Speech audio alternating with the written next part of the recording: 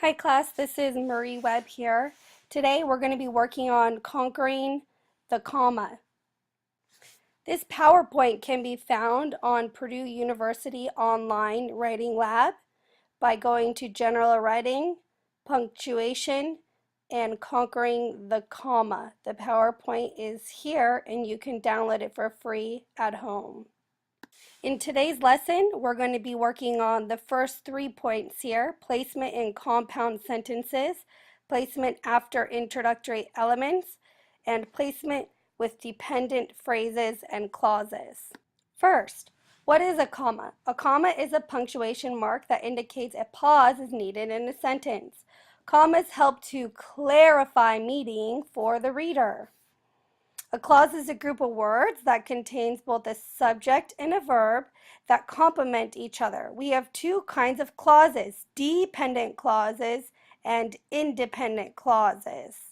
A phrase is a group of words that does not contain a subject or a verb that complement each other. It's important to know the difference between a clause and a phrase when we're using commas.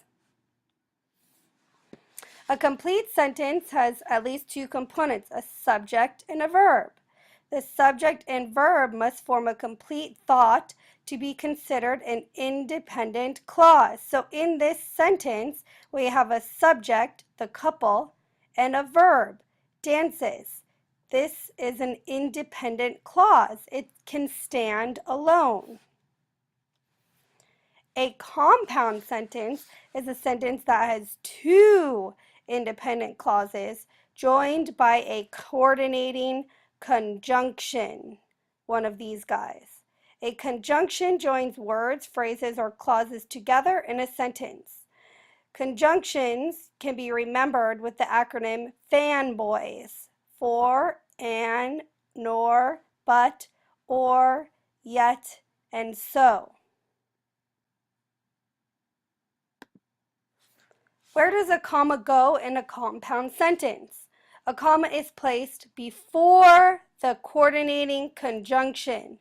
Remember, what's the coordinating conjunction? And. So our comma goes before. Annie built a snowman, comma, and Jeff played with his dog. This part of the sentence is adding more information to this part of the sentence. Therefore, we connect the two independent clauses with and. Where would you place the comma in the following sentence? Dan struggled with his homework, so his father helped him. The comma goes before so. So is our coordinating conjunction. A dependent clause contains a subject and a verb, but the clause cannot stand independently.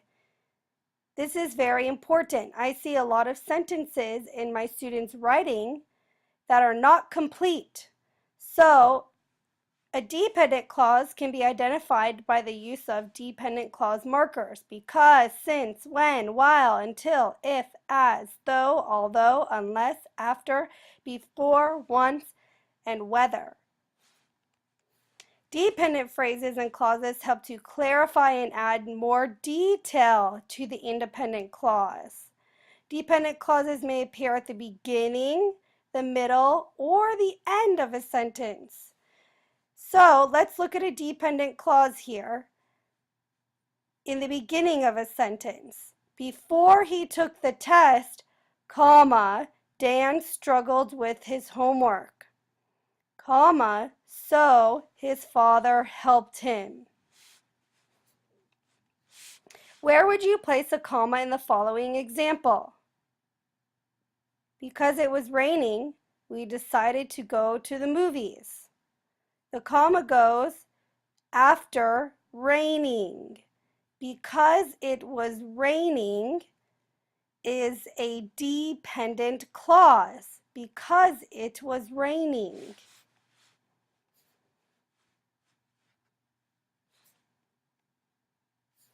When a dependent clause is located after an independent clause, Do not place a comma between the two. For example, we decided to go to the movies because we were bored. Let's go back to this slide for a minute. Why did we go to the movies? Because we were bored. We do not need a comma here.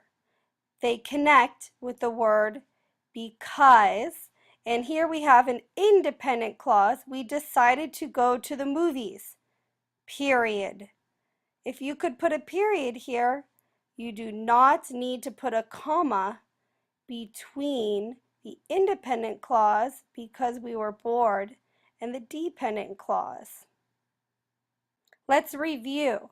Use commas to separate independent clauses where they use any of these 7 coordinating conjunctions. The game was over, comma, but the crowd refused to leave. Use commas after introductory clauses, phrases, or words that come before the main clause. For example, while I was eating, comma, the cat scratched at the door. Or, because her alarm clock was broken, comma, she was late for class.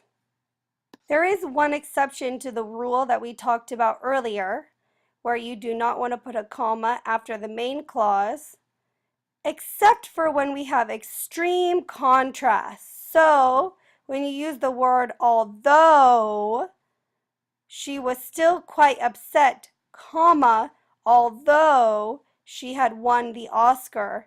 This shows extreme contrast, so you can use a comma in most cases when you use the word although. Today's lesson is finished. Remember, you can review these rules and practice more by visiting the Purdue University Online Writing Lab website and downloading Conquering the Comma presentation. Don't forget to take your practice quiz after watching this video.